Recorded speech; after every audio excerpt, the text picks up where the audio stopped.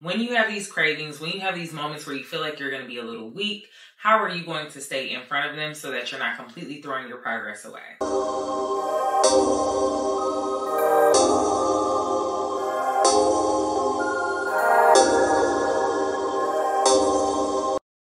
Hey guys, welcome back to my channel. I want to say thank you guys so much for all the support, all you new subscribers. Thank you guys so much for tuning in. We are officially over 500 subscribers. I want to thank every single one of you for being here. In my last video, I talked about my weight loss journey from start to finish. How I grew up as a chubby kid and ultimately found my way to the gym, gave up eating meat cold turkey, and ultimately found myself where I am today, which is living a pretty healthy, happy, balanced life. So one of the questions that I've gotten the most over the years is, how did you give up meat? How did you go vegetarian? How did you stay vegetarian? If you didn't know or didn't see my last video, definitely check it out. But I went vegetarian August 1st, 2013, and I did not look back for 7 years. I didn't eat beef, pork, chicken, turkey. I didn't eat seafood. My motto when people would ask me, because going vegetarian that long ago, especially in my circles, it wasn't popular, nor was it really common.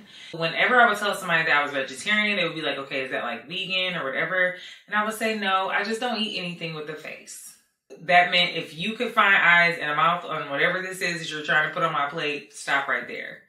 It made it easy for people to understand what I did and didn't eat. It also kind of served as an icebreaker because early on when I would tell people I was vegetarian, they would almost look at me like, that's weird. That's unusual. Like, who doesn't eat meat? Everybody eats meat. And so it was always this very controversial type of thing that I was vegetarian, especially all those years ago. What would you suggest to someone who's interested in maybe trying a vegetarian diet or maybe just reducing the amount of, meat that they take in? Let's get into it. I initially went vegetarian August 1st, 2013, and I only know that date because it was my start date for this 8-week workout challenge that I put myself on.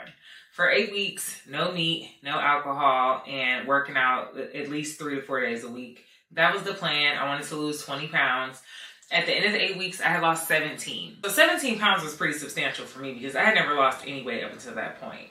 And because I was working out regularly for the first time, I can't say for sure that it was my vegetarian diet that was most responsible for my progress, but I will say that I was hooked on the process of just learning how to be a better vegetarian, how to eat fully, how to eat so that I was full and still enjoying my meals, right? That was the whole process that taught me moderation over deprivation, because I noticed that I still wanted to enjoy my food, but I also wanted to make better choices regarding what I was eating. At the end of the 8 weeks, I just decided I was so invested at that point. I was cooking regularly. Going vegetarian taught me how to cook, y'all. Taught me how to season food, taught me how to fix meals that were ruined.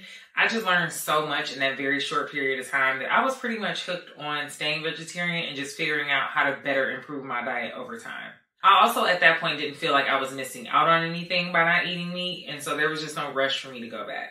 So in the first 4 months of my weight loss fitness journey, I lost 50 pounds. And like I said, because I was working out just as much as I was watching my diet, I can't say for sure what was most responsible, but I will say a regular workout schedule combined with a balanced diet definitely does the trick every single time. I said before that I do not use supplements. I never have. I've never used any type of magic pills, any medications, anything like that. My weight loss journey has been 100% natural. And for that reason, I can confidently say that if you commit and stay consistent, you will see results. It was easy for me to stay vegetarian because, like I said, I figured out how to cook. I figured out how to make it really fit into my lifestyle. And so I wasn't feeling like I was missing out on anything. So there was just no rush for me to go back to meat just because it was something I had eaten my whole life. I wanted to do what felt good for me. And at that point, I felt like my body and my health was getting better than it ever had been. And so I was just going to stay the course until I didn't want to stay the course anymore. So I say 7 years, even though it's been 10 years that I'm making this video. I say 7 years because in 2021, maybe 2020, I decided to go back to seafood just as another source of protein, because by that point I was tired of tofu. I didn't want to keep eating. I didn't want to eat eggs all day, and I also didn't want to rely solely on protein powders to get adequate protein. So I decided to slowly incorporate fish and seafood into my diet, It's something that, I'll be honest, is still very weird for me to eat. The texture can sometimes throw me off because, like I said, I did not eat fish at all for 7 years. And even when I went back, it was something I ate very, very rarely because I just was not used to it being a part of my diet. As far as the takeaways from my vegetarian journey, like why it's been easy for me to just stay mostly vegetarian even now, is because I have never felt better. Like I said before, I've struggled with asthma and really bad respiratory infections for most of my life. And once I lost weight and changed my diet, I stopped having complications with my asthma. And that alone was reason enough for me to stay doing what I was doing, because I obviously was doing something right at that point. I was sleeping better, I was breathing better, and I just overall felt like I was in my body again. I didn't feel like I was like watching my body live life without me. Also really appreciated having full control over what I was eating and how I was kind of approaching food, because I feel like at a certain point I had gotten so used to the habit of eating that I wasn't even doing it mindfully anymore. I just was eating because it was time to eat or because there was food available to me. So going vegetarian made me more mindful because I couldn't just stop at drive-thrus, or I couldn't just eat anything anywhere. I had to be very mindful of my food. And I feel like that also helped me regain and maintain a lot of control over the years. So one thing I don't like to do is pressure people into giving up meat. I think it's a totally personal choice and I really don't have an opinion on it.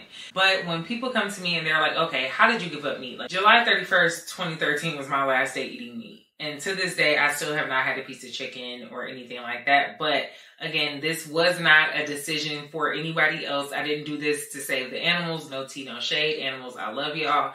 But I did not do this to save the environment. I did this to save me, okay?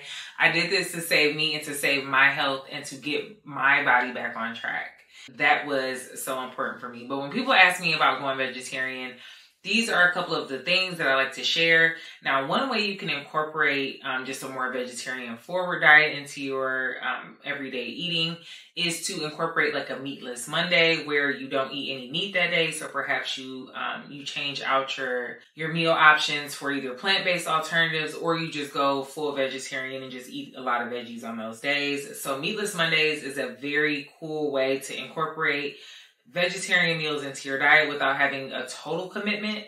And it's also a way to just take a break from meat and let your body kind of detox a little bit, which is important too.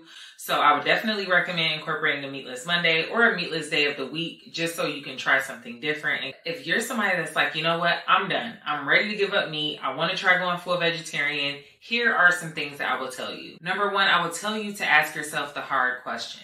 The hard questions are going to be things like, how will I fight cravings for meat? Another hard question I'll ask myself is, what will I eat to replace blank? So if there's a food that you regularly like to eat, something that is a part of your diet, you want to ask yourself, what am I willing to replace this food with? Otherwise, when you want that food, it's going to be very hard for you to resist the urge to have it because it's something that's been a constant in your life. So you have to think ahead. You have to be proactive. I know for me, when I first gave up meat, I was committed to finding recipes so that I had options for foods to cook so that I wouldn't immediately just feel deprived, like I had given up everything. So I think preparation is huge if you're going to go on like a full lifestyle change, like changing your diet or even incorporating the gym more. You really have to be proactive to make sure that it fits your actual life. And also think again about those hard questions. Another question would be, and this one's pretty complex. I would say this could have multiple parts depending on how your lifestyle is. But I would ask myself, what lifestyle changes do I need to make to support this dynamic switch in my diet? If that means, changing maybe where your happy hour place is to a place that has more vegetarian friendly options, or if you're going out with your family, maybe you have a regular day of the week that you go out to eat. Maybe that looks like switching the restaurant up. For example, if you normally stop at a drive-thru on your way home, you're not going to have a lot of healthy options at a drive-thru for a vegetarian. So maybe that looks like packing an extra snack in the morning. So like I said, it's going to take being proactive to make sure that when these things occur, because it's not if, it's going to be when. When you have these cravings, when you have these moments where you feel like you're going to be a little weak, how are you going to stay in front of them so that you're not completely throwing your progress away? Number two, I would ask you to identify your motivation. what is the reason that you're going vegetarian? What is the reason that you're changing your diet? Is it for health reasons? Is it just something to try to challenge yourself? I would really ask you to get clear on what your motivation is so that you're able to keep that in mind when you have those moments of weakness or when you have those moments of confusion. Like I said, when you have a food that you want to eat and it's not vegetarian friendly, how are you going to get through those moments? And so I would definitely take a second and say like, okay, what is motivating me to do this? What do I want out of this? What's my end goal? And then kind of reverse engineer your efforts from there, making sure that you're keeping that at the forefront so that you're not throwing your progress away every time something shiny or meaty comes along. My last tip is going to be seek community either online or in real life. Odds are if you're watching this video, you're thinking about going vegetarian, your entire family is not vegetarian, or your close circle of friends is not going to be full of vegetarians. You have to find people who are on the same page as you, even if it's just to vent in those earlier days about missing meat or like, okay, what do I do if I want this? How do I get over this craving? How did you get over this craving? And really seek counsel from people who can give you a little bit of motivation and kind of let you know what to expect on this journey, because it is not an easy one, but it is so worth it just to even show yourself like I was able to do something hard, like give up meat. It's not something that you have to do for the rest of your life. Maybe you want to try it for 30 days. Maybe you want to try it for 60 days. Whatever your goal is, it's something that you definitely can stand to benefit from a community of people who are on the same page as you.